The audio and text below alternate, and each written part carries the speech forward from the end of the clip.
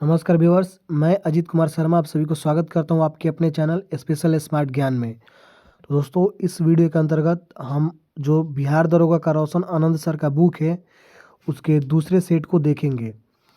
ठीक है। और इस सेट के मैंने कुछ खासियत को पहले भी बताया है कि अगर आप किसी भी दरोगा का तैयारी कर रहे हैं तो इस बुक से आपको 60% क्वेश्चन देखने को मिलेगा।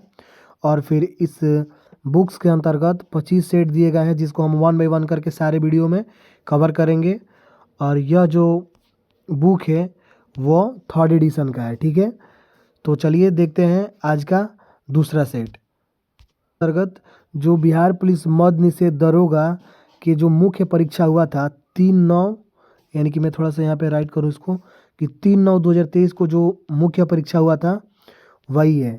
ठीक है, तो पहला क्वेश्चन है कि टॉयलेट मैन ऑफ इंडिया किसे कहा जाता है। तो सही जवाब होगा ऑप्शन नंबर बी, बिंदेश्वर पाठक को। अब इसके कुछ इंपॉर्टेंट तथ्य की बात करें तो यहाँ पे दिया हुआ है कि टॉयलेट मैन ऑफ इंडिया के नाम से बिंदेश्वर पाठक को जाना जाता है। इनका जन्म बिहार के वैशाली जिलों में 1943 में हुआ था। इन्होंने भारत में स्वच्छता एवं स्वास्थ्य की दशा में सुधार और सामाजिक परिवर्तन हेतु 1970 में सुलभ इंटरनेशनल संस्था की स्थापना की थी। तो ये थे इम्पोर्टेंट तथ्य। फिर आगे बढ़ेंगे और 2 नंबर प्रश्न को देखेंगे। तो दोस्तों, इसमें हम वही तथ्य को देखेंगे जो कि हम हाईलाइट किए हुए हैं, वो काफ़ी इम्पोर्टेंट है। तो 2 नंबर प्रश्न है कि मिशन इंद्रधनुष का संबंध किससे है। तो सही जवाब होगा ऑप्शन डी, टीकाकरण से। अब इसके कुछ इंपॉर्टेंट बात जो फैक्ट है उसको देखते हैं कि मिशन इंद्रधनुष अभियान को भारत सरकार के केंद्रीय स्वास्थ्य मंत्रालय द्वारा सभी बच्चों को टीकाकरण के अंतर्गत लाने के लिए 25 दिसंबर 2014 को प्रारंभ किया गया था। फिर अगला है कि मिशन इंद्रधनुष में बच्चों को 7 टीके यथा डिप्थीरिया, काली खांसी, टिटनेस, पोलियो, खसरा, टीबी तथा हेपेटाइटिस बी लगाने का प्रावधान है। ठीक है, अब देखते हैं 3 नंबर प्रश्न को। तो 3 नंबर प्रश्न है कि विश्व पर्यावरण दिवस कब मनाया जाता है। तो इसका आंसर आप सभी को पता होगा। इसका सही जवाब होगा ऑप्शन ए, 5 जून को।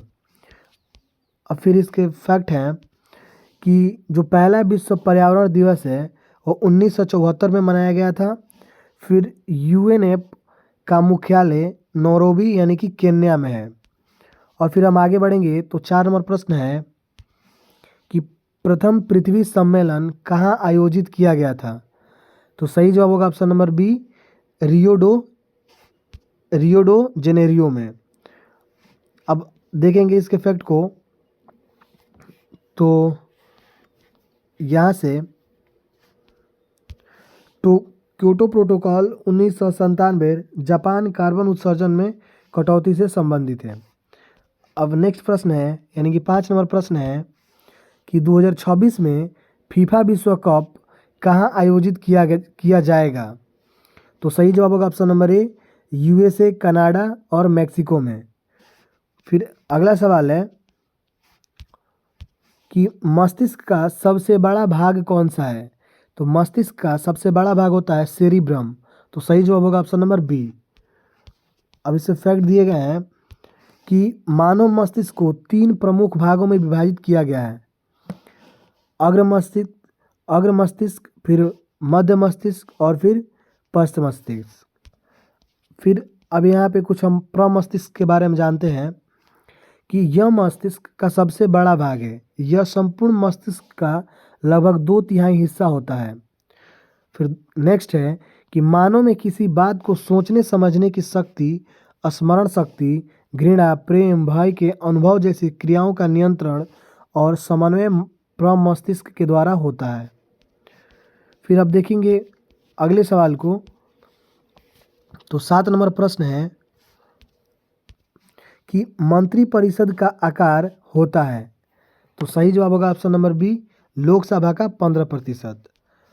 अब देखेंगे इससे रिलेटेड क्वेश्चन को। इससे रिलेटेड जो मुख्य बातें हैं, यह प्रावधान 91वां संविधान संशोधन अधिनियम 2003 में किया गया है। फिर नेक्स्ट है कि केंद्रीय मंत्रिपरिषद में प्रधानमंत्री समेत मंत्रियों की अधिकतम संख्या लोकसभा की कुल सदस्य संख्या के 15% से अधिक नहीं होगी। ठीक है, फिर आगे बढ़ेंगे। फिर 8 नंबर प्रश्न है कि डीआरडीओ द्वारा विकसित लक्ष्य क्या है? तो सही जवाब होगा ऑप्शन नंबर ए, चालक रहित विमान। तो फैक्ट है कि लक्ष्य गैस टरबाइन इंजन द्वारा संचालित एक लगातार प्रभावी पुनः उपयोग करने योग्य उच्च सबसोनिक हवाई प्रणाली है। फिर नेक्स्ट है, थोड़ा सा मैं इसको बीच में सेट कर लूँ। तो अब दिया है कि रक्षा अनुसंधान एवं विकास संगठन का गठन यानी कि डीआरडीओ का गठन 1958 में किया गया था। इसका मुख्यालय नई दिल्ली में है। डीआरडीओ के अध्यक्ष समीर वी कामत हैं। फिर अगला प्रश्न है,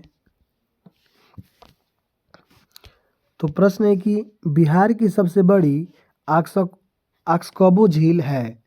तो सही जवाब होगा ऑप्शन नंबर डी, कांवर झील। अब जानते हैं कुछ फैक्ट को कि कांवर झील को एशिया की सबसे बड़ी ताजे पानी की गोखुर झील के रूप में भी जाना जाता है। यह बिहार के बेगूसराय जिला में स्थित है। कांवर झील बिहार की पहली और देश की 39वीं रामसर साइट है। और फिर गोगाबिल पक्षी विहार कटिहार में है। और फिर कुशेवर पक्षी विहार दरभंगा में है। फिर देखेंगे अगले प्रश्न को। तो 10 नंबर प्रश्न है कि लेक्टोमीटर किस सिद्धांत पर कार्य करता है? तो सही जवाब होगा ऑप्शन नंबर सी, आर्किमिडीज के सिद्धांत पर। अब जानेंगे कुछ तथ्य को। अब जानेंगे कि आर्किमिडीज का सिद्धांत क्या है। तो जब कोई वस्तु किसी द्रव में पूर्णतः अथवा आंशिक रूप से डुबोई जाती है तो उसके भार में आभासी कमी होती है। भार में यह आभासी कमी वस्तु द्वारा हटाए गए द्रव के भार के बराबर होती है। फिर नेक्स्ट है कि हाइड्रोमीटर आर्किमिडीज के सिद्धांत पर आधारित है। रक्षा पेटी पनडुब्बी भी आर्किमिडीज के सिद्धांत पर कार्य करती है। फिर 11 नंबर प्रश्न है कि निम्नलिखित में से किस राज्य से होकर कर्क रेखा गुजरती है? तो सही जवाब होगा ऑप्शन नंबर सी, मध्य प्रदेश। अब जानेंगे इसके तथ्य को। तो कर्क रेखा भारत के 8 राज्य से होकर गुजरती है। वो है गुजरात, राजस्थान, मध्य प्रदेश, छत्तीसगढ़, झारखंड, पश्चिम बंगाल, त्रिपुरा तथा मिजोरम। भारत में माही नदी कर्क रेखा को 2 बार काटती है। ये भी क्वेश्चन कई बार पूछा गया है। फिर अगला सवाल है कि बूढ़ी गंडक किसकी सहायक नदी है? तो सही जवाब होगा ऑप्शन नंबर ए, गंगा की। अब इससे रिलेटेड कुछ तथ्य को देखेंगे। तो बूढ़ी गंडक सोमेश्वर श्रेणी के पश्चिम भाग से निकलकर पश्चिमी पूर्वी चंपारण, मुजफ्फरपुर, समस्तीपुर, बेगूसराय, खगड़िया जिलों में बहते हुए अंत में मुंगेर जिले में गंगा नदी में मिल जाती है। फिर 13 नंबर प्रश्न है कि नर्मदा नदी कहाँ से निकलती है? तो सही जवाब होगा ऑप्शन नंबर बी, अमरकंटक से। अब देखेंगे फैक्ट को कि मध्य प्रदेश में अमरकंटक की पहाड़ी से निकलने के पश्चात यह उत्तर में विंध्य पर्वत तथा दक्षिण में सतपुड़ा पर्वत के मध्य फ्रंस घाटी से होकर बहते हुए अरब सागर की खंबात खाड़ी में गिरती है। नर्मदा नदी की लंबाई लगभग 1312 किलोमीटर है। फिर आगे बढ़ेंगे तो एक और इम्पोर्टेंट बात यह है कि सरदार सरोवर बांध नर्मदा नदी पर स्थित है। फिर 14 नंबर प्रश्न है कि बंगाल की दीवानी अधिकार अंग्रेजों को मिला? तो सही जवाब होगा ऑप्शन नंबर ए, इलाहाबाद की संधि के द्वारा। फिर जानेंगे फैक्ट को कि इलाहाबाद की प्रथम संधि 12 अगस्त 1765 को मुगल सम्राट शाह आलम द्वितीय तथा अंग्रेज गवर्नर लॉर्ड क्लाइव के मध्य संपन्न हुआ था। फिर नेक्स्ट है कि इलाहाबाद की द्वितीय संधि 16 अगस्त 1765 को अवध के नवाब सुजाउद्दौला एवं लॉर्ड क्लाइव के मध्य हुआ था। फिर नेक्स्ट प्रश्न है कि चुनाव आयोग का उल्लेख किस अनुच्छेद में है? तो सही जवाब होगा ऑप्शन नंबर बी, अनुच्छेद 324 में। फिर फैक्ट को देखेंगे तो संविधान के भाग 15 में अनुच्छेद 324 से 329 क तक चुनाव आयोग का उल्लेख है। फिर संविधान के अनुच्छेद 324 के अनुसार संसद, राज्य विधानमंडल, राष्ट्रपति व उपराष्ट्रपति के पदों के निर्वाचन के लिए संचालन, निर्देशन व नियंत्रण की जिम्मेदारी चुनाव आयोग की है। फिर देखेंगे अगले प्रश्न को, यानी कि 16 नंबर प्रश्न को। तो प्रश्न है कि राज्य सूची के विषय पर संसद कब कानून बनाती है? तो सही जवाब होगा ऑप्शन नंबर ए, राज्यसभा द्वारा 2/3 बहुमत से पारित प्रस्ताव पर। फिर फैक्ट को देखेंगे तो संविधान में राज्यसभा को 4 विशेष शक्तियां प्रदान की गई है। पहला, यह संसद को, जो कि लोकसभा के पास नहीं है, तो पहला है यह संसद को राज्य सूची यानी कि अनुच्छेद 349 के विषय पर 2/3 बहुमत से प्रस्ताव पारित करके विधि बनाने हेतु अधिकृत कर सकती है। और दूसरा है कि यह संसद को नई अखिल भारतीय सेवा के सृजन हेतु अधिकृत कर सकती है, और इसका उल्लेख अनुच्छेद 312 में है। फिर तीसरा है कि केवल राज्यसभा ही उपराष्ट्रपति को हटाने की प्रक्रिया शुरू कर सकता है, अनुच्छेद 67 में है। फिर यदि राष्ट्रपति द्वारा आपातकाल की घोषणा ऐसे समय की जाती है कि जब लोकसभा भंग की जा चुकी है अथवा लोकसभा का विघटन हो गया हो, तब आपातकाल की घोषणा अकेले राज्यसभा के अनुमोदन पर ही प्रभावी होगी, और इसका उल्लेख अनुच्छेद 352, 356 तथा 360 में है। फिर नेक्स्ट है कि संविधान में लोकसभा को निम्नलिखित विशेष शक्तियां प्रदान की गई है जो राज्यसभा के पास नहीं है। तो पहला है कि धन विधेयक अनुच्छेद 110 को प्रथम बार सिर्फ लोकसभा में ही पेश किया जाता है, राज्यसभा में नहीं। फिर है कि राज्यसभा धन विधेयक को अस्वीकृत या संशोधित नहीं कर सकती, उसे इस विधेयक को सिफारिश या बिना सिफारिश के 14 दिन के भीतर लोकसभा को लौटाना अनिवार्य होता है। फिर नेक्स्ट है कि राज्यसभा सिर्फ बजट पर चर्चा कर सकती है, इसके अनुदानों की मांगों पर मतदान नहीं कराती। फिर नेक्स्ट है कि राष्ट्रीय आपातकाल समाप्त करने पर संकल्प लोकसभा की पारित करती है। फिर पांचवा है कि राज्यसभा अविश्वास प्रस्ताव पारित कर मंत्रिपरिषद को नहीं हटा सकती, क्योंकि मंत्रिपरिषद का सामूहिक उत्तरदायित्व लोकसभा के प्रति होता है। फिर अगला सवाल है, तो 17 नंबर प्रश्न है कि भारत का देशांतरीय विस्तार कितना है? तो सही जवाब होगा option number C, 67 degree 7 minute पूरब से 97 डिग्री 25 मिनट पूरब। फिर देखते हैं फैक्ट को। तो भारत पूर्वी तरह से उत्तर पूर्वी गोलार्ध में स्थित है। यह 8 डिग्री 4 मिनट उत्तरी अक्षांश से 37 डिग्री 6 मिनट उत्तरी अक्षांश के बीच विस्तृत है। फिर है कि भारत का कुल क्षेत्रफल 32,87,263 वर्ग किलोमीटर है, जो विश्व के कुल भौगोलिक क्षेत्रफल का 2.4% है। फिर है कि भारत का आकृति लगभग चतुष्फलकीय है। इसका उत्तर दक्षिण विस्तार 3214 किलोमीटर तथा पूर्व पश्चिम विस्तार 2933 किलोमीटर है।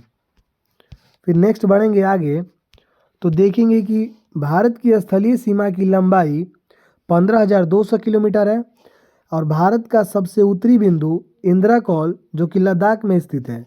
भारत का सबसे दक्षिणी बिंदु इंदिरा पॉइंट जो ग्रेट निकोबार में स्थित है, और फिर भारत का सबसे पश्चिमी बिंदु गुहार मोती जो कि गुजरात में स्थित है, और भारत का सबसे पूर्वी बिंदु किबिथू जो कि अरुणाचल प्रदेश में स्थित है।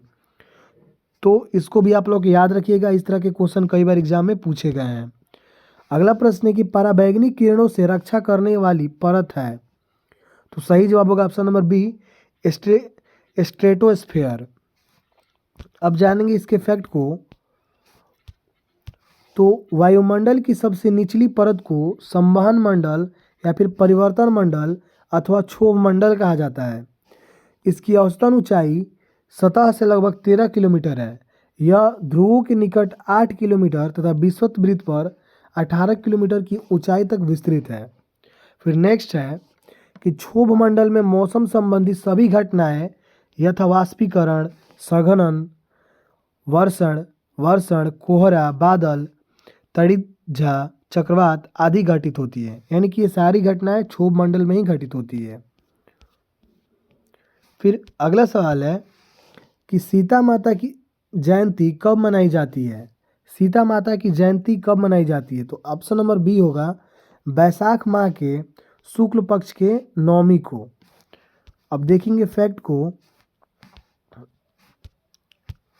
तो हिंदू कैलेंडर के अनुसार सभी महीनों के नाम चैत, बैसाख, जेठ, आषाढ़, सावन, भादो, आश्विन, कार्तिक, मार्गशीर्ष जिसे हम लोग अगन कहते हैं, फिर पौष, फिर माघ और फिर फागुन।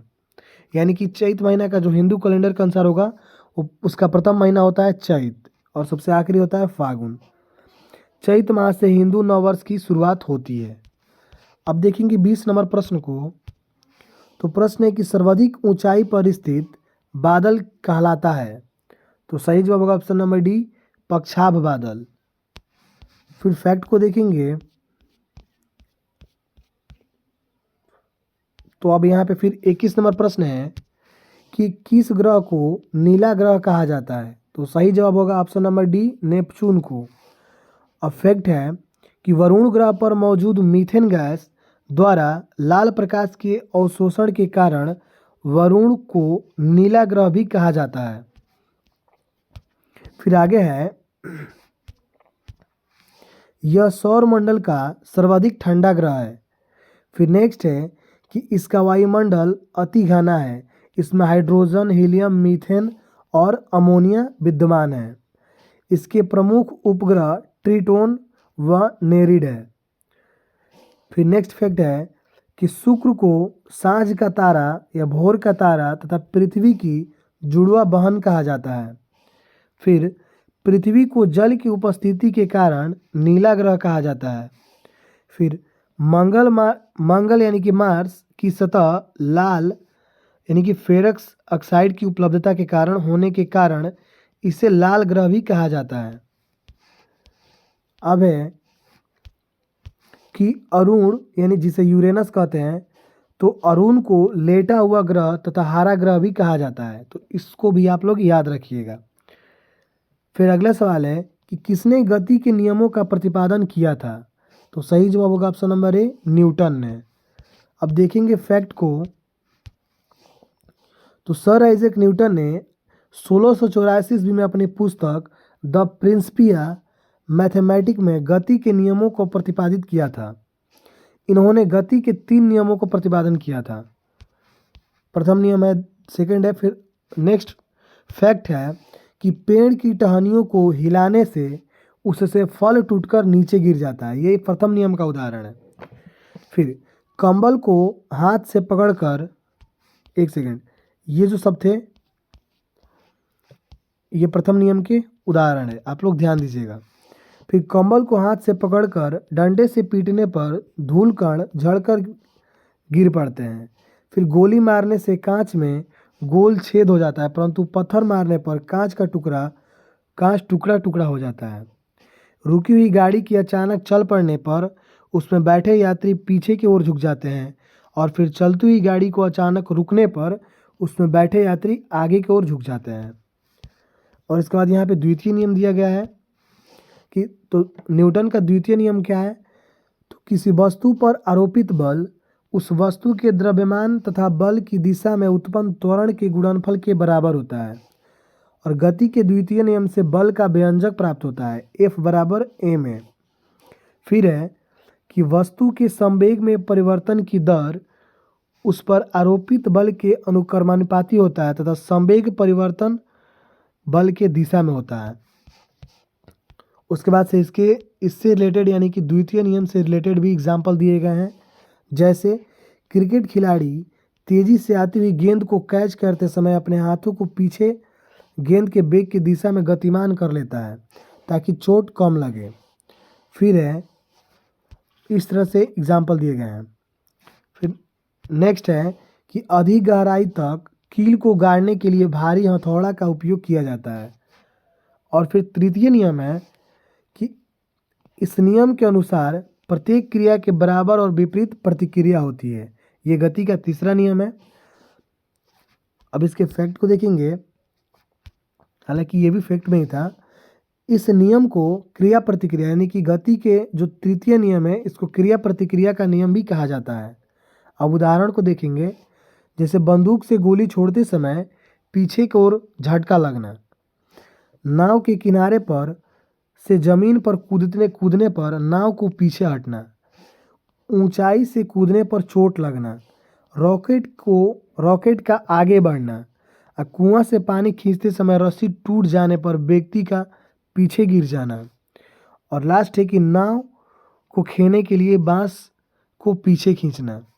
तो ये सब थे गति के तृतीय नियम के एग्जाम्पल।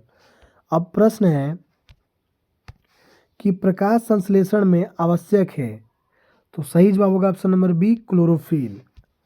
अब देखेंगे फैक्ट को, तो पौधे के हरे भाग सौर ऊर्जा को ग्रहण कर वायुमंडल से ली गई कार्बन डाइऑक्साइड तथा भूमि से अवशोषित जल के द्वारा कार्बोहाइड्रेट का निर्माण करते हैं।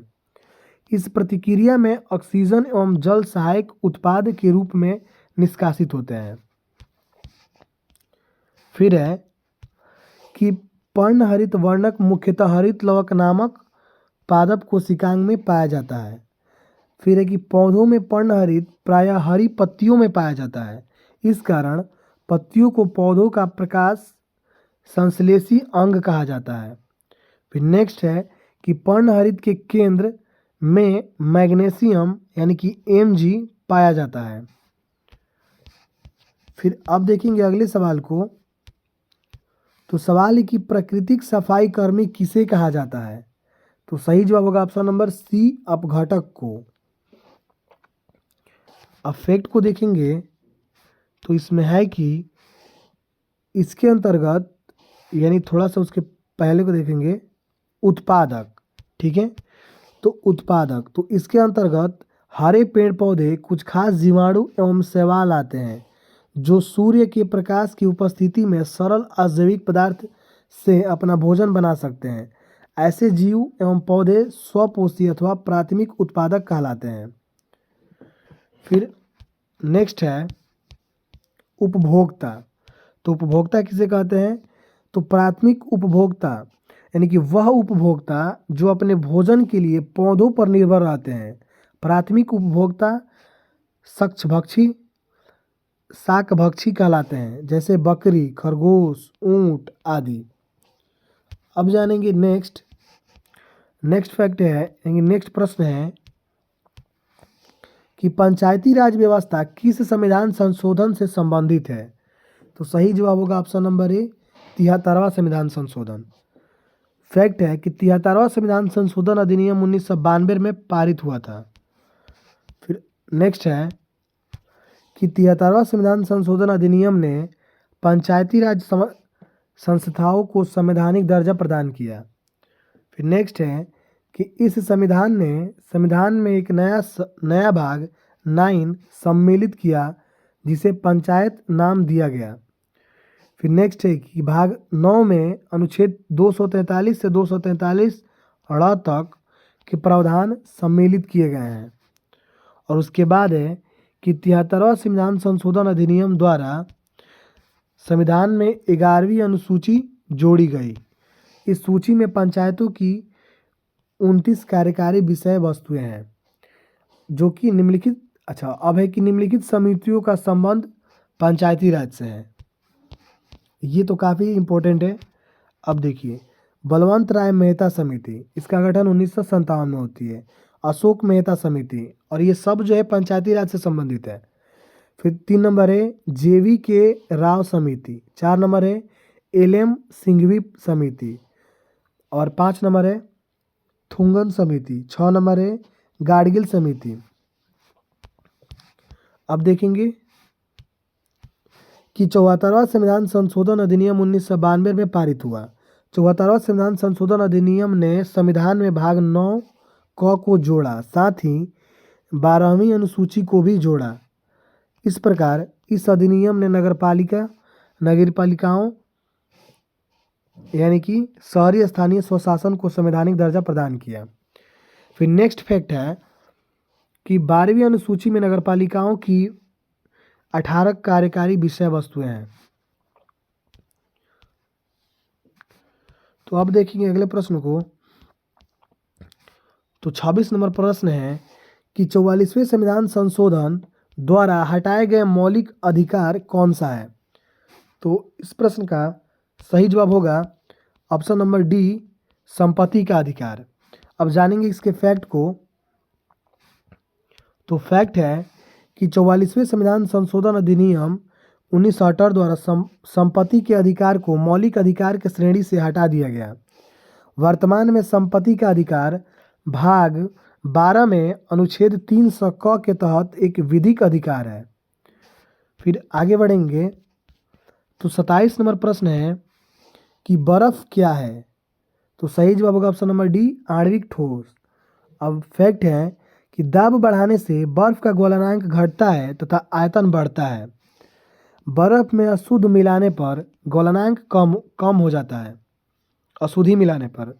फिर नेक्स्ट फैक्ट है कि बर्फ के गलन की गुप्त ऊष्मा का मान 80 कैलोरी प्रति ग्राम है और जब बर्फ समुद्र के पानी में तैरती है तो उसके आयतन का 1/10 भाग पानी के ऊपर आता है।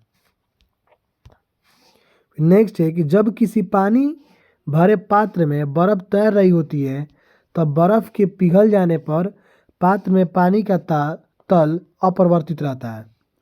फिर नेक्स्ट फैक्ट है कि जल का आयतन 0 डिग्री सेल्सियस से 4 डिग्री सेल्सियस तक गर्म करने पर घटता है तथा 4 डिग्री सेल्सियस के बाद आयतन बढ़ता है।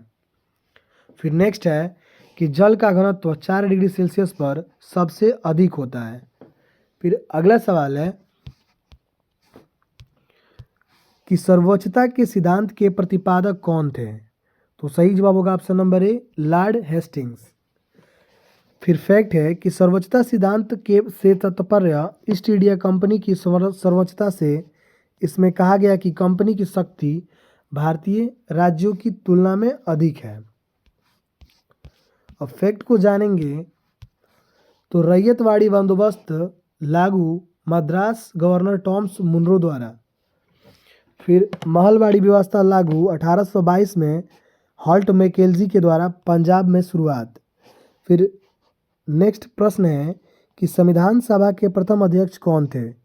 तो सही जवाब होगा ऑप्शन नंबर बी, डॉक्टर सच्चिदानंद सिन्हा। अब फैक्ट के बारे में देखेंगे। तो 9 दिसंबर 1946 ईस्वी को संविधान सभा की प्रथम बैठक नई दिल्ली में हुई। इस बैठक में सबसे बुजुर्ग सदस्य डॉक्टर सच्चिदानंद सिन्हा को सभा का अस्थायी अध्यक्ष बनाया गया।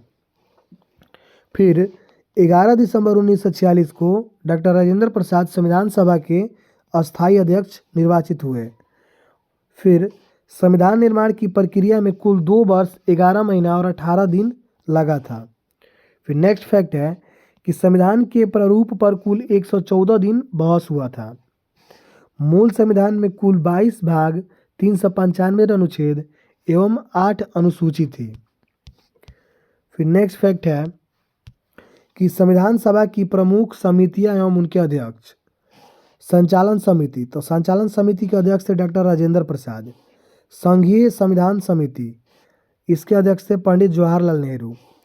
प्रांतीय संविधान समिति, इसके अध्यक्ष थे सरदार वल्लभ भाई पटेल। प्रारूप समिति के अध्यक्ष थे डॉक्टर भीमराव अंबेडकर। संघ शक्ति समिति, इसके अध्यक्ष थे पंडित जवाहरलाल नेहरू। मौलिक अधिकारों एवं अल्पसंख्यकों संबंधी परामर्श समिति, इसके अध्यक्ष थे सरदार वल्लभ भाई पटेल। फिर राष्ट्रध्वज संबंधी तदर्थ समिति, डॉक्टर राजेंद्र प्रसाद। अब जानेंगे 30 नंबर प्रश्न को। तो निम्नलिखित में से कौन सी पुस्तक महात्मा गांधी से संबंधित है। तो सही जवाब होगा ऑप्शन नंबर ए, यंग इंडिया। अब जानेंगे महात्मा गांधी से संबंधित पत्र पत्रिकाएं एवं पुस्तकें। तो यंग इंडिया ये भी महात्मा गांधी द्वारा लिखा गया है।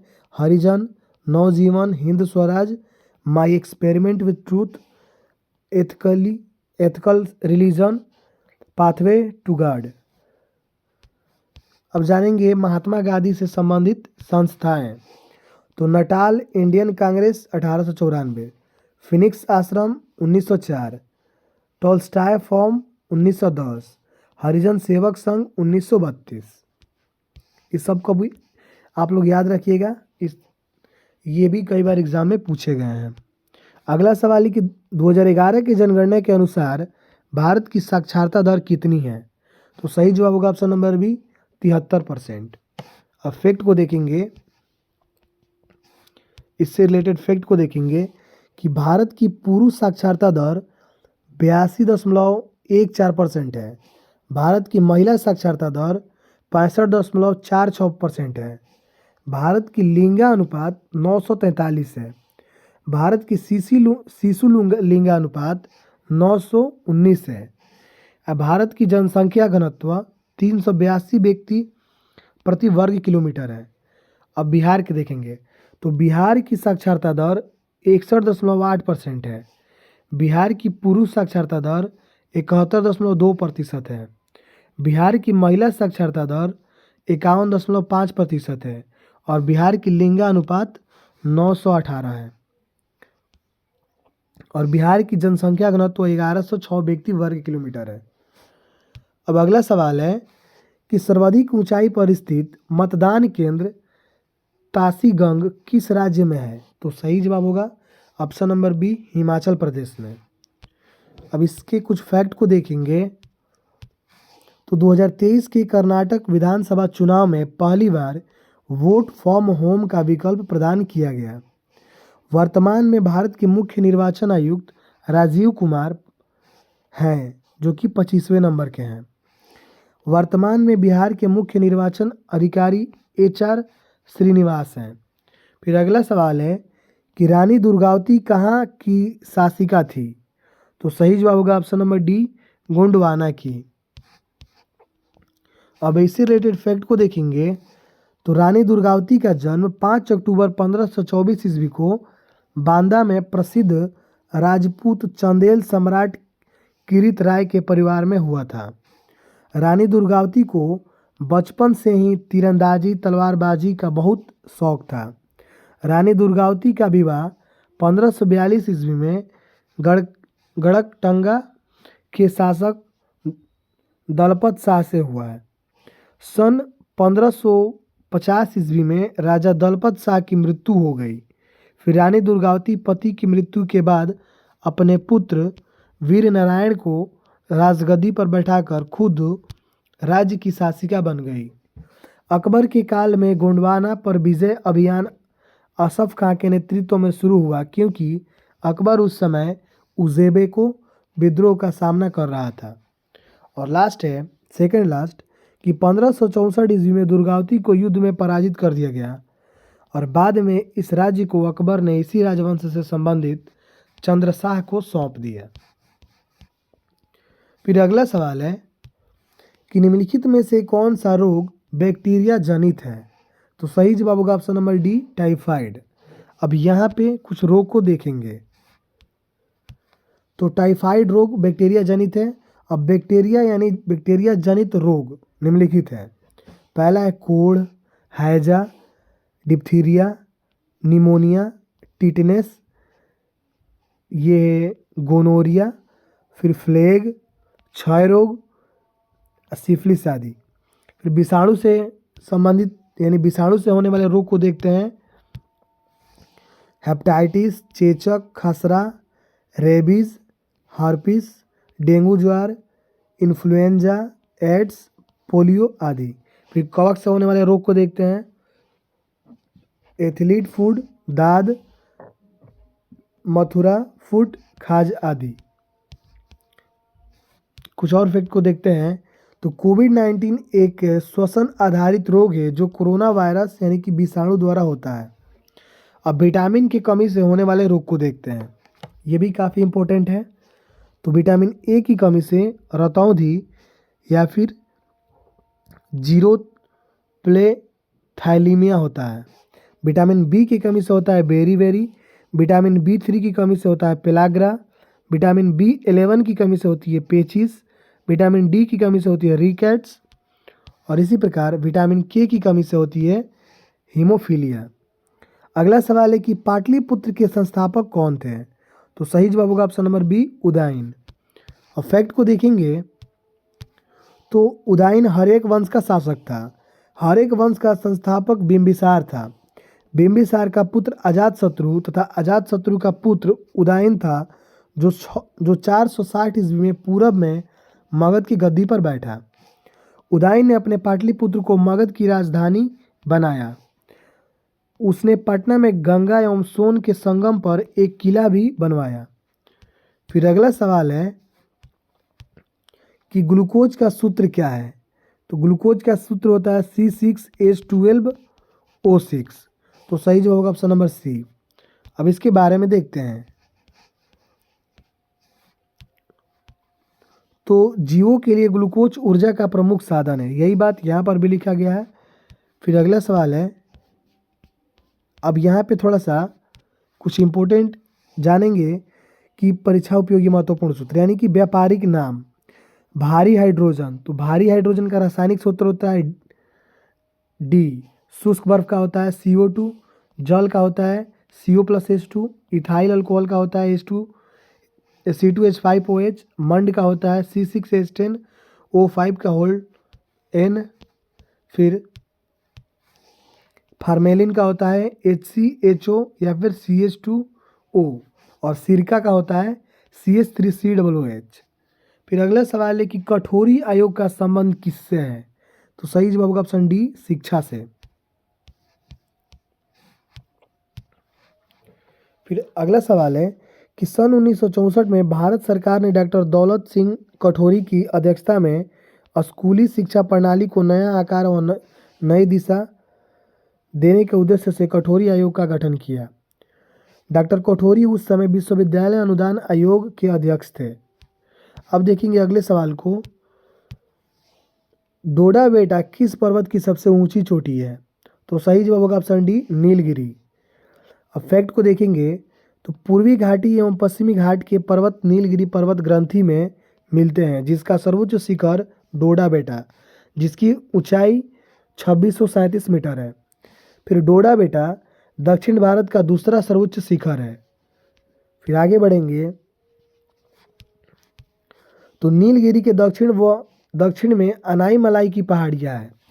अनाई मलाई की सर्वाधिक ऊंची चोटी अनाई मुड़ी है, जिसकी ऊंचाई 2695 मीटर है।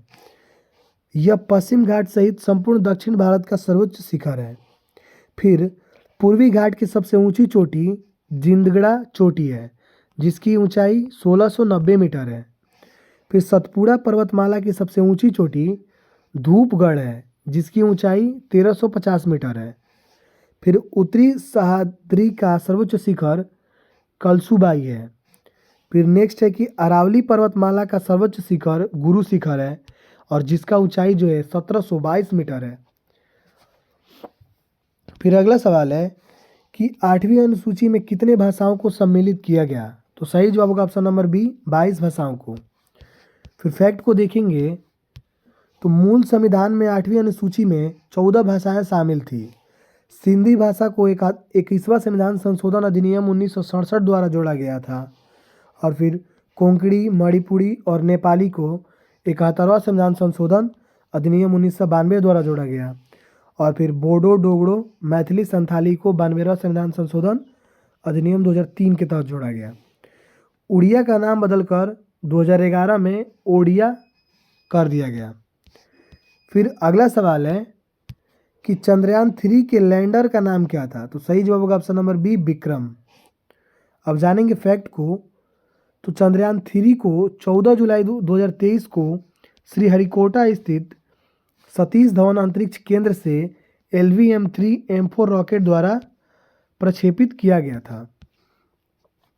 फिर फैक्ट है कि चंद्रयान 3 ने 23 अगस्त 2023 को चंद्रमा के दक्षिणी ध्रुव पर सॉफ्ट लैंडिंग की, और इसके साथ ही भारत चांद पर सॉफ्ट लैंडिंग करने वाला चौथा देश, यानी कि रूस, अमेरिका, चीन के बाद बना। तथा चंद्रमा के दक्षिणी ध्रुव पर लैंडिंग करने वाला विश्व का प्रथम देश होने का गौरव प्राप्त किया। तो दोस्तों इस तरह से आप लोग इस फैक्ट को भी याद रखिएगा। कई बार यानी कि आप जब नेक्स्ट जो 2025 में वैकेंसी आएगा दरोगा का, उसमें इससे क्वेश्चन आपको 60% लड़ना ही है। तो इसी प्रकार से 1 बाय 1 करके मैं सारे वीडियो को लाता रहूँगा। तो मेरे मतलब इसकी वजह से मेरे चैनल को सब्सक्राइब ज़रूर कर लीजिएगा। फिर नेक्स्ट है कि चंद्रयान 3 में एक स्वदेशी लैंडर मॉड्यूल, प्रोपल्सन मॉड्यूल और एक रोवर शामिल है। फिर 23 अगस्त को भारत सरकार ने राष्ट्रीय अंतरिक्ष दिवस के रूप में मनाने की घोषणा की है।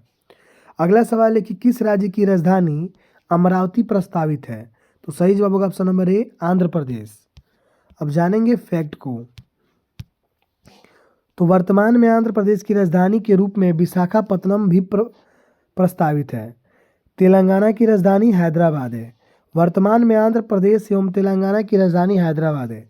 जून 2000 यानी कि 2 जून 2014 को आंध्र प्रदेश की विभाजन कर तेलंगाना राज्य का गठन किया गया। हैदराबाद चूंकि तेलंगाना में स्थित है, इसलिए भविष्य में हैदराबाद केवल तेलंगाना की राजधानी रहेगी। इसलिए आंध्र प्रदेश की राजधानी के रूप में अरावली को प्रस्तावित किया गया।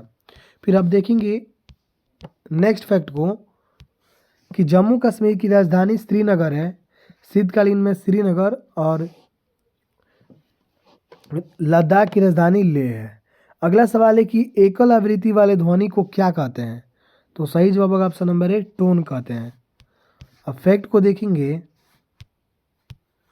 तो ध्वनि की गुणवत्ता वह अभिलक्षण है जो हमें समान तरत्व तथा प्रबलता की दो ध्वनियों में अंतर करने में सहायता करता है। अनेक आवृत्तियों के मिश्रण से उत्पन्न ध्वनि को स्वर कहते हैं और यह सुनने में सुखद होती है। शोर जो है कर्णप्रिय नहीं होता, जबकि संगीत सुनने में सुखद होता है।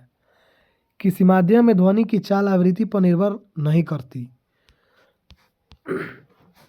अगला सवाल है कि निम्नलिखित में से कौन मानव हार्मोन नहीं है? तो सही जवाब होगा ऑप्शन नंबर डी, साइटोकाइनिन। फिर फैक्ट है कि साइटोकाइनिन पादप हार्मोन है जिसकी खोज मिलर ने मछली के शुक्राणु में किया था। इसका नाम काइटेटिन रखा। बाद में अस्कूग नामक एक वैज्ञानिक ने इसका नाम साइटोकाइनिन रखा। साइटोकाइनिन रसायन का निर्माण पौधों के जड़ों में फल के भीतर होता है। यह रसायन ऑक्सीजन के साथ मिलकर कोशिका विभाजन की क्रिया को नियंत्रण करता है। यह क्लोरोफिल को जल्द नष्ट नहीं होने देता। इस रसायन के प्रभाव से पेड़ की पत्तियां अधिक समय तक हरी भरी रहती हैं। अब देखेंगे यहाँ पे कुछ फैक्ट दिए गए हैं कि गर्भधारण करने के 4 सप्ताह बाद भ्रूण की कोशिकाएं गर्भाशय की कोशिकाओं के साथ जुड़कर जरायु का निर्माण करता है और जरायु के द्वारा निम्न हार्मोन स्रावित होते हैं। प्रोजेस्टेरोन, तो गर्भधारण के बाद से लेकर पूरे गर्भ अवस्था यानी कि 10 महीने तक हार्मोन जरायु द्वारा ही स्रावित होता है। यह हार्मोन गर्भावस्था पर नियंत्रण रखता है। फिर है रिलैक्सिन, यह हार्मोन बच्चों के जन्म के ठीक पहले स्रावित होता है। उसके बाद है प्रोस्टेग्लैंड, तो यह हार्मोन के प्रभाव से जरायु गर्भाशय टूट कर अलग होने लगता है, जिससे बच्चे के जन्म के समय दर्द उत्पन्न होता है, जिसे प्रसव वेदना कहते हैं। फिर अगला सवाल है कि सिंधु घाटी सभ्यता के निम्नलिखित स्थलों में से किसे में बृहत स्नानागार पाया गया था? तो सही जवाब ऑप्शन नंबर डी, मोहनजोदड़ो। अब देखेंगे फैक्ट को, तो कांस्य की नर्तकी की मूर्ति, सूती कपड़ा, मिट्टी का तराजू, मातृदेवी की मूर्ति, गले हुए तांबे के ढेर आदि भी मोहनजोदड़ो से पाया गया। जुते हुए खेत के साक्ष्य आयताकार, 7 अग्निवेद किए कांच व मिट्टी के चूड़ियाँ, प्रतीकात्मक समाधियाँ आदि कालीबंगा से पाया गया। शंख का बना बैल, स्त्री के गर्भ से निकलता हुआ पौधा, स्वास्तिक एवं चक्र के साक्ष्य कब्रस्तान 37, सावाधन पेटिका आदि हड़प्पा से पाया गया। और लोथल से उनका मन का गोद साक्ष्य तांबे की कुत्ता, थोड़ा सा यहाँ पे वीडियो को रोकना पड़ेगा। तो फिर अब अगला सवाल है कि कनिष्क को हराने वाला चीनी जनरल कौन था? तो सही जवाब होगा ऑप्शन नंबर सी, पानो चाओ। अब इसके बारे में देखेंगे, थोड़ा सा मैं इसको जूम आउट कर लूँ। तो कनिष्क का चीन के शासक पानो चाओ से युद्ध हुआ था, जिसमें पहले कनिष्क की पराजय हुई तथा बाद में विजय हुआ। कनिष्क कुषाण वंश का महानतम शासक था। उसने 78 ईस्वी में अपना राज्यारोहण किया तथा उसके उपलक्ष्य में शक सावंत चलाया। इसे वर्तमान में भारत सरकार द्वारा प्रयोग मार्च 1957 से लाया जाता है। कनिष्क की प्रथम राजधानी पेशावर राजधानी मथुरा थी, यानी और दूसरी राजधानी मथुरा थी। कनिष्क कश्मीर जीतकर वहाँ कनिष्कपुर नामक नगर बसाया। अगला सवाल है कि बजरंग पूनिया का संबंध किस खेल से है? तो सही जवाब होगा ऑप्शन नंबर 1, कुश्ती से। अब यहाँ पे कुछ खिलाड़ी का नाम दिया हुआ है और उनका संबंध दिया हुआ है। तो पीवी सिंधु बैडमिंटन से संबंधित है, दीपिका कुमारी तीरंदाजी से, हिमा दास धावक से, साइना नेहवाल बैडमिंटन से, दीपा कर्मकार जिम्नास्टिक से, रवि कुमार दहिया कुश्ती से, भवानी पटेल का संबंध पैरा टेबल टेनिस से, और फिर मनु भाकर का संबंध निशानेबाजी से, और मीराबाई चानू का संबंध भारोत्तोलन से है। तो ये सभी कई बार एग्जाम में पूछे गए हैं। अगला सवाल है कि राज्यसभा कितने दिनों तक धन विधेयक को रोक सकती है? तो सही जवाब होगा ऑप्शन नंबर बी, 14 दिनों तक। अब फैक्ट को जानेंगे कि धन विधेयक अनुच्छेद 110 प्रथम बार केवल लोकसभा में पेश किया जाता है। फिर अगला फैक्ट है कि राज्यसभा धन विधेयक को न तो अस्वीकृत कर सकता है और ना ही संशोधित कर सकता है, वह सिर्फ सिफारिश कर सकता है, जिसको मानने या न मानने के लिए लोकसभा स्वतंत्र है। राज्यसभा धन विधेयक को अधिकतम 14 दिनों तक रोक सकती है।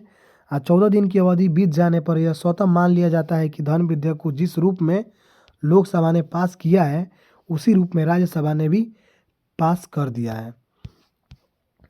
51 नंबर प्रश्न है कि कृत्रिम पारिस्थितिकी तंत्र का उदाहरण है। तो सही जवाब होगा ऑप्शन नंबर बी, खेत कृत्रिम पारिस्थितिकी तंत्र का उदाहरण है। वर्ष 1935 में ब्रिटिश पारिस्थितिकी अर्थर टेंसले ने पारिस्थितिकी तंत्र शब्द गढ़ा था। फिर नेक्स्ट फैक्ट है कि प्राकृतिक पारिस्थितिकी तंत्र में जैविक तथा अजैविक घटक के बीच अंतःक्रिया होती है।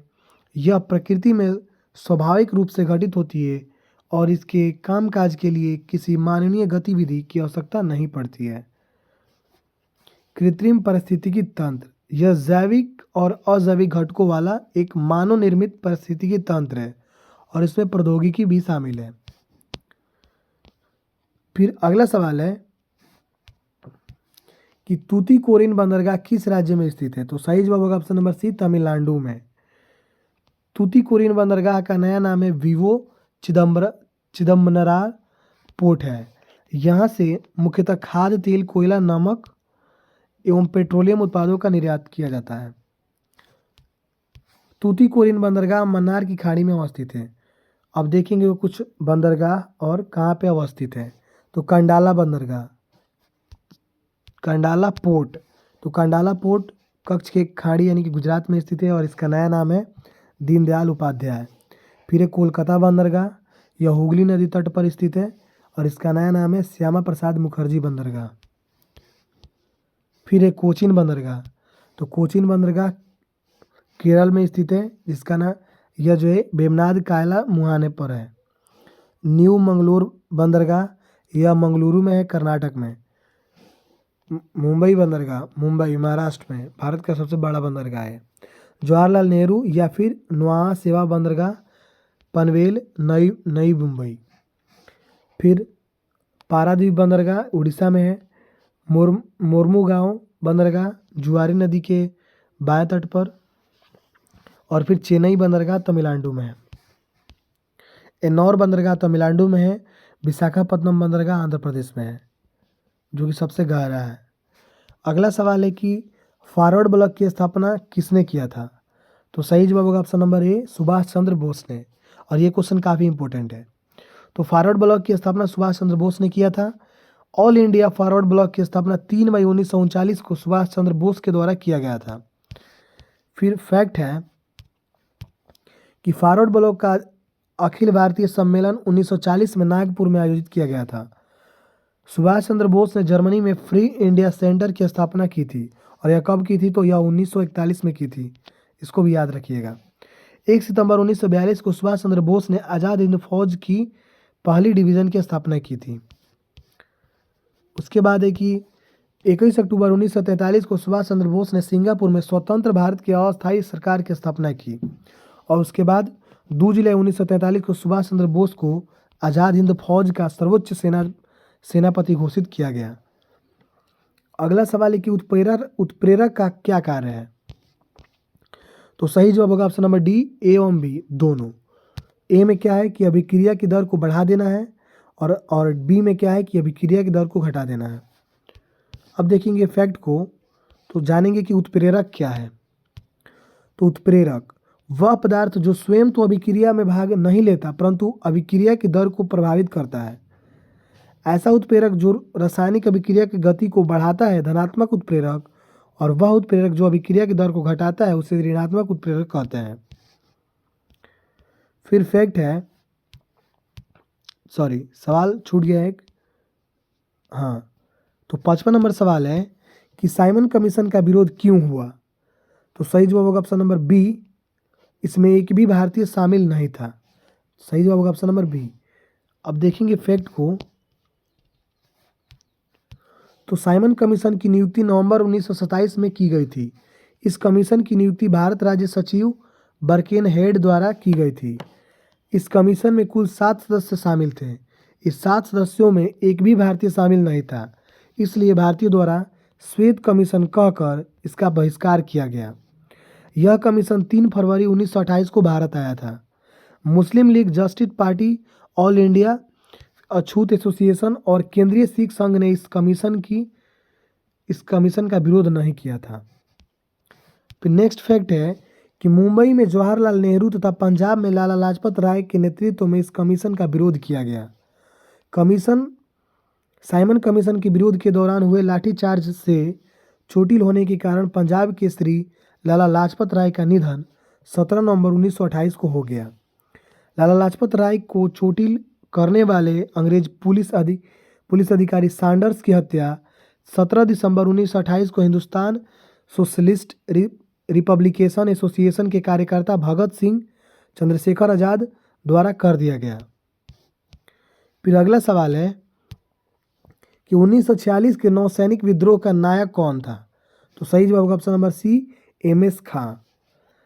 तो रॉयल इंडियन नेवी के विद्रोह की शुरुआत 18 फरवरी 1946 को हुई, जब मुंबई में नौसैनिक जहाज HMIS तलवार के नाविकों नस्लवादी भेदभाव और खराब भोजन के खिलाफ हड़ताल किया था। अगला सवाल है कि धात्विक खनिज का उदाहरण है। तो सही जवाब होगा ऑप्शन नंबर ए, सोना, चांदी और लोहा। अब जानेंगे कुछ फैक्ट को। तो फैक्ट है कि जिन खनिजों में धात्विक गुण पाए जाते हैं उन्हें धात्विक खनिज कहते हैं। यह अपनी कठोरता के कारण अधिकांश धातुओं का उपयोग कई कार्यों में किया जाता है। धात्विक खनिजों का उपयोग के साथ ही मानव सभ्यता के युग का विकास हुआ, और जिसे ताम्र युग, लौह युग भी कहते हैं। पृथ्वी पर उपलब्धता तत्वों में सर्वाधिक उपयोगी तत्व धातु है। किसी भी देश की उन्नति एवं समृद्धि का अनुमान धातुओं के खपत के आधार पर भी लगाया जाता है। बेलाडीला किस लिए प्रसिद्ध है? तो सही जवाब होगा ऑप्शन नंबर बी, लौह अयस्क के लिए। अब जानेंगे फैक्ट को। तो फैक्ट है कि भारत में लौह अयस्क के 2 प्रमुख प्रकार हेमाटाइट तथा मैग्नेटाइट पाए जाते हैं। लौह अयस्क के कुल आरक्षित भंडारों का लगभग 95% भाग ओडिशा, झारखंड, छत्तीसगढ़, कर्नाटक, गोवा, आंध्र प्रदेश तथा तमिलनाडु राज्यों में स्थित है। ओडिशा में लौह अयस्क सुंदरगढ़, मयूरभंज, झार पहाड़ियों में पाया जाता है। अगला सवाल है कि उष्णकटिबंधीय सदाबहार वनस्पति का उदाहरण है। तो सही जवाब होगा ऑप्शन नंबर ए, महोगनी और रोजवुड। फैक्ट को जानेंगे, तो थोड़ा सा मैं इसको ऊपर कर लूँ। तो फैक्ट है कि उष्णकटिबंधीय सदाबहार वनस्पति वे वनस्पति जो 250 सेंटीमीटर से अधिक वर्षा तथा 22 डिग्री सेल्सियस से अधिक औसतन वार्षिक तापमान वाले क्षेत्र में पाए जाते हैं। फिर उष्णकटिबंधीय वनों की शुद्ध प्राथमिकता उत्पादकता भी सर्वाधिक होती है। Cinchona, mahogany, rosewood, orchid, fern, आबनूस, बांस तथा ताड़ आदि उष्णकटिबंधीय सदाबहार वनस्पति के उदाहरण हैं। अब देखेंगे तो उष्णकटिबंधीय आर्द्र पर्णपाती वनस्पति, इन वनस्पतियों के विकास हेतु 100 से 200 सेंटीमीटर तक वार्षिक वर्षा आवश्यक होती है। प्रमुख वनस्पतियां लाल, साल, सागवान, शीशम, बेंत, चंदन, आंवला, शहतूत इत्यादि हैं। तो फिर अगला सवाल है कि नौका दौड़ किस राज्य में प्रसिद्ध है? नौका दौड़ किस राज्य का प्रसिद्ध खेल है? तो सही जवाब होगा ऑप्शन नंबर डी, केरल का। फिर देखेंगे अगले प्रश्न को, तो 61 नंबर प्रश्न है कि नरोरा परमाणु विद्युत संयंत्र किस राज्य में स्थित है? तो सही जवाब होगा ऑप्शन नंबर सी, उत्तर प्रदेश में। फिर अगला सवाल है कि अनिमेष लोचन चैत्य कहाँ स्थित है? तो सही जवाब होगा ऑप्शन नंबर ए, बोधगया में। फिर नेक्स्ट प्रश्न है कि भारत की पहली सीमेंट फैक्ट्री की स्थापना कहाँ किया गया था? तो सही जवाब होगा ऑप्शन नंबर ए, चेन्नई में। फिर अगला प्रश्न है कि गारो खासी जयंतिया एक भाग है। तो सही जवाब होगा ऑप्शन नंबर बी, प्रायद्वीपीय पठार का। फिर अगला सवाल है 65 नंबर कि गूगल द्वारा भारतीय प्रणाली महिलाओं के लिए कौन सा प्रोग्राम लॉन्च किया गया? तो सही जवाब होगा ऑप्शन नंबर बी, इंटरनेट साथी। फिर 66 नंबर प्रश्न है कि किसी घड़ी में घंटे वाली सुई 48 घंटे में कितनी चक्कर लगा लेती है? तो इसको बनाने के लिए सही जवाब होगा ऑप्शन नंबर बी, 4 चक्कर। इसको कैसे बनाएंगे? तो देखिए, एक घड़ी 12 घंटे में एक चक्कर लगाती है, तो 48 घंटे में 48/12 हो जाएगा, और 48/12 करेंगे तो कटेगा 4 से, तो सही जवाब होगा 4 चक्कर। 67 नंबर प्रश्न है कि श्याम का स्थान दाएं तथा बाएं दोनों ओर से 8वां है, तो पंक्ति में कुल कितने व्यक्ति हैं? तो देखिए, दाएं तथा बाएं दोनों ओर से 8वां है, तो सही जवाब होगा ऑप्शन नंबर बी, 15। अब पंक्ति में कुल विद्यार्थियों की कुल संख्या 8 + 8 - 1 यानी कि L + R - 1 बराबर टोटल होता है, ये फार्मूला है। तो 8 + 8 - 1 बराबर टोटल हो जाएगा, तो 8 8 16 और 16 में से 1 घटाएंगे तो 15, यानी टोटल बराबर हो जाएगा 15। अब अगला सवाल है कि किसी वस्तु को 930 रुपये में बेचने पर 7% की हानि होती है, तो वस्तु का क्रय मूल्य क्या होगा? तो वस्तु का CP ज्ञात करना है। तो देखिए कैसे सॉल्व करेंगे। तो किसी भी वस्तु का CP हम लोग 100% मानते हैं, ठीक है। तो किसी वस्तु को 930 रुपये में बेचा जाता है, यानी कि SP बराबर दिया है 930 रुपये, ठीक है। तो 7% की हानि होती है, तो 7% की हानि कब होती है? जब 930 रुपये में बेचा जाता है, यानी कि 93% का मान दिया हुआ है 930, तो यहाँ पे 100% का मान निकालेंगे। तो यहाँ पे जो ये है ये बाटा में चला जाएगा, तो इसको कैसे सॉल्व करेंगे? तो देखिए, तो हो जाएगा 930 अब गुने 100 अब बाटा 93%। तो यहाँ पे ये से कट जाएगा, तो 1 पर 000 यानी कि 1000, तो सही जो होगा ऑप्शन नंबर ए। तो थोड़ा सा सॉल्व करने में यहाँ पे थोड़ा सा मोबाइल स्क्रीन पे थोड़ा सा मुश्किल हो रहा है, पर आप लोग आसानी से सॉल्व कर लीजिएगा। हालांकि मैं बता दिया हूँ कि किस मेथड से सॉल्व होगा। अगला सवाल है कि घनाभ आयत, तो घन, यानी कि जिस प्रकार घनाभ का संबंध आयत से उसी प्रकार घन का संबंध किससे होगा? तो सही जवाब ऑप्शन नंबर बी, वर्ग से। फिर अगला सवाल है कि 729 का पावर 1/3 गुने 15,625 के पावर 1/3 बराबर क्या होगा? तो सही जवाब होगा 225। अब इसको सॉल्व कैसे किया है? तो देखिए, 729 को फैक्टर किया है तो 9 के पावर 3 गुने 1/3 हो गया है, और फिर 16,625 को का फैक्टर किया है, यहाँ पे 16 होगा, यानी कि यहाँ पे 6 होगा। तो इसका फैक्टर क्या है, तो 25 के पावर 3 की होल पावर 1/3। अब पावर से ये 3 कट जाएगा, यहाँ पर भी कट जाएगा, तो 9 गुने 25 हो जाएगा, 25 9 225। तो सही जवाब हो जाएगा ऑप्शन नंबर सी। अगला सवाल है कि दस्ताने हाथ से संबंधित है तो मोजा किससे संबंधित है। तो मोजा किससे संबंधित है, तो पैर से होगा। Option A will be right answer. अगला सवाल है कि एक बूढ़ा व्यक्ति की ओर इशारा करते हुए राम ने कहा कि उसका पुत्र मेरे पुत्र का चाचा है। उस बूढ़े व्यक्ति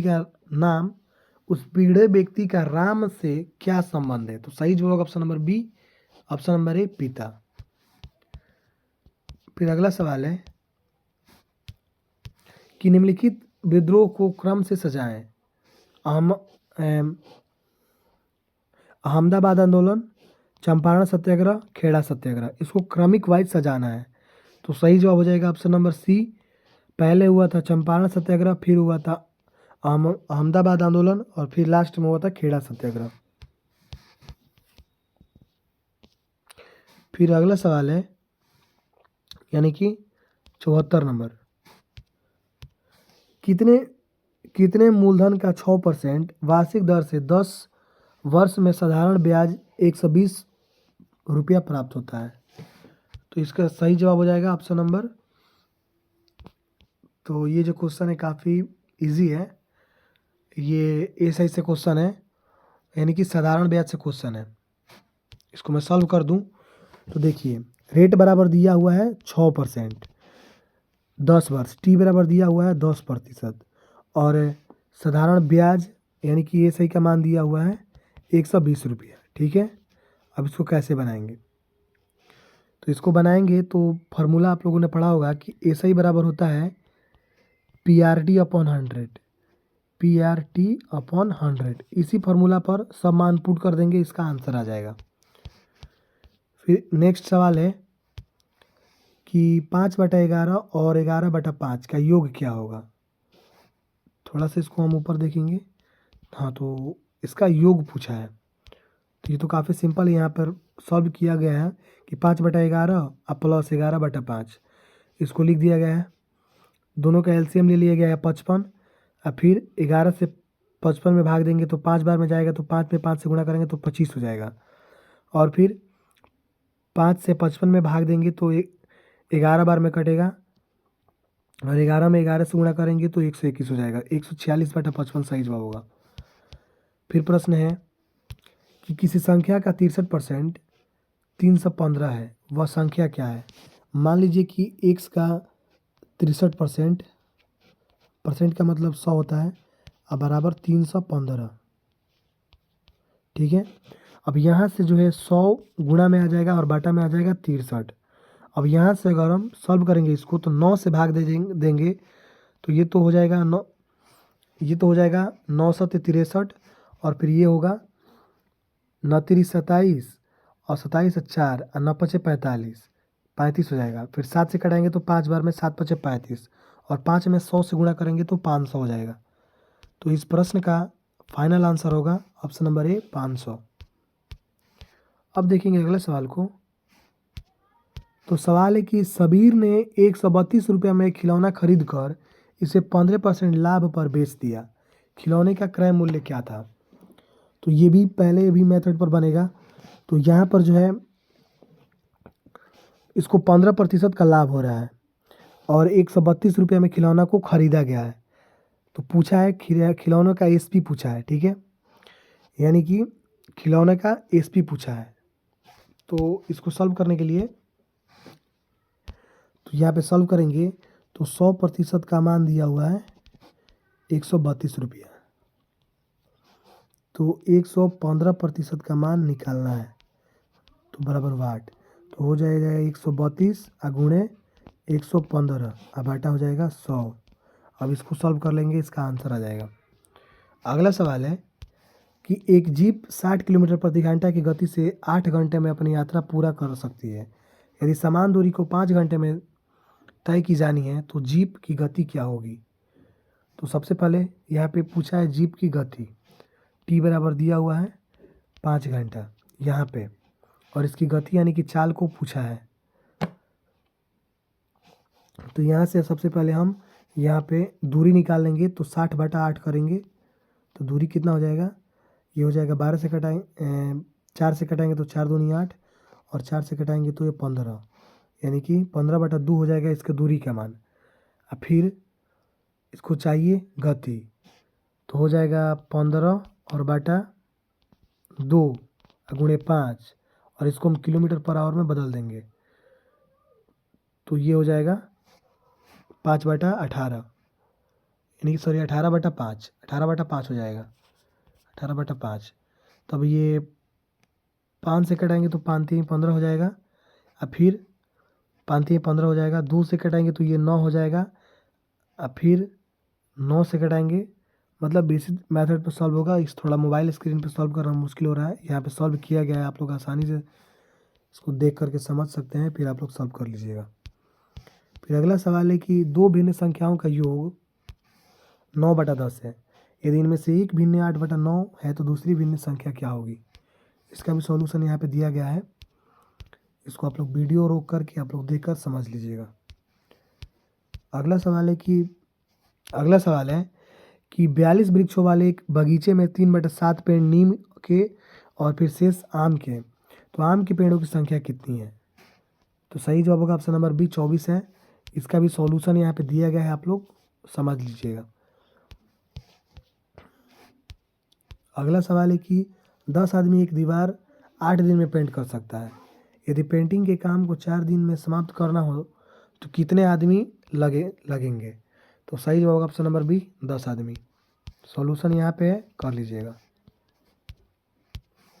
पिता और पुत्र की उम्र का अनुपात 4:1 है और उनकी उम्र का गुणनफल 196 है। 5 साल के बाद उनकी उम्र का अनुपात क्या होगा।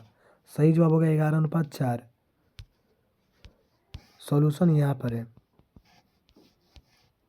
अगला सवाल है कि निम्नलिखित में से कौन सी भिन्न सबसे बड़ी है। सही जवाब होगा ऑप्शन नंबर डी 8/21।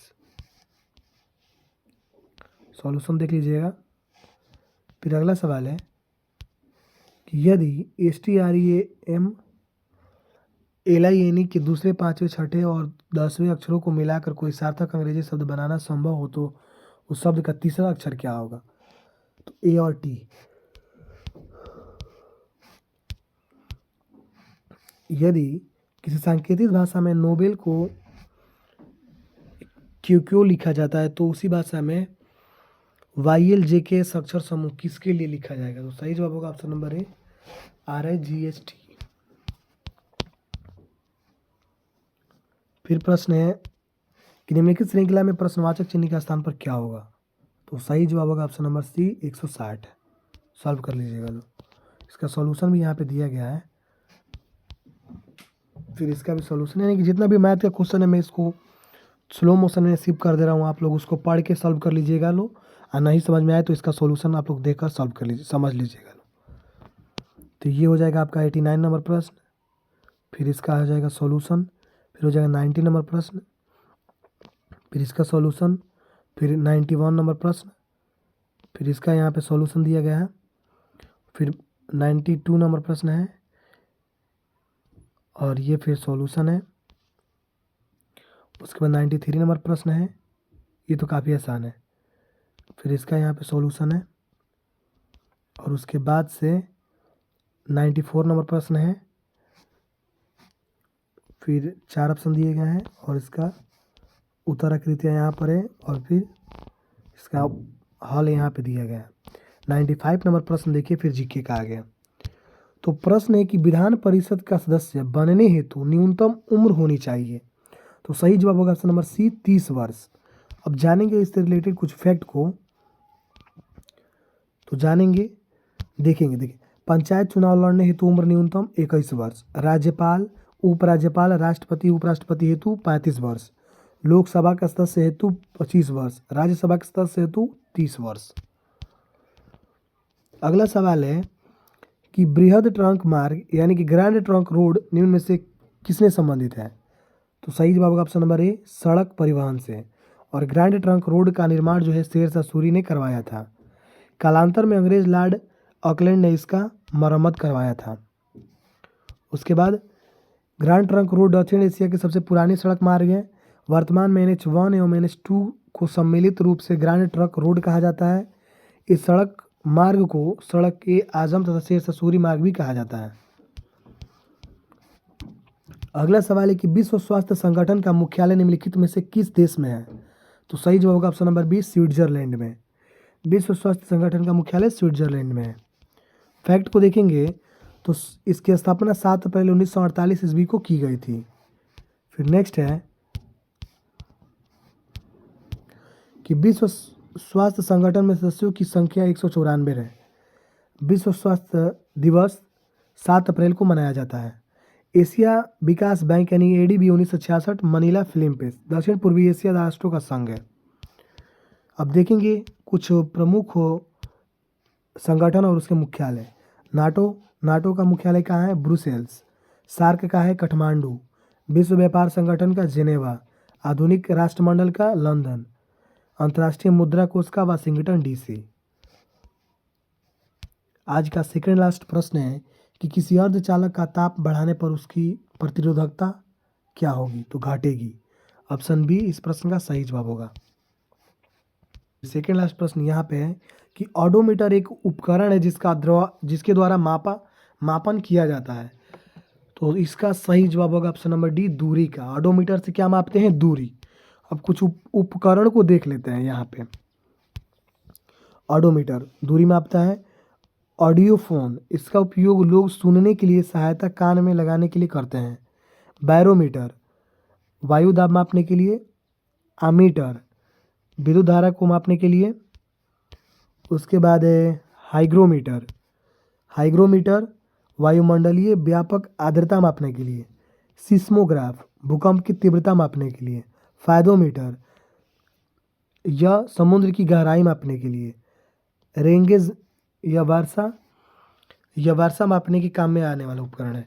उसके बाद से एक्टिनोमीटर, यह सूर्य के विकिरणों की तीव्रता को मापता है। उसके बाद है कुछ और इम्पोर्टेंट कि बल एक सदिश राशि है, इसका ऐसा ही मात्रक न्यूटन होता है।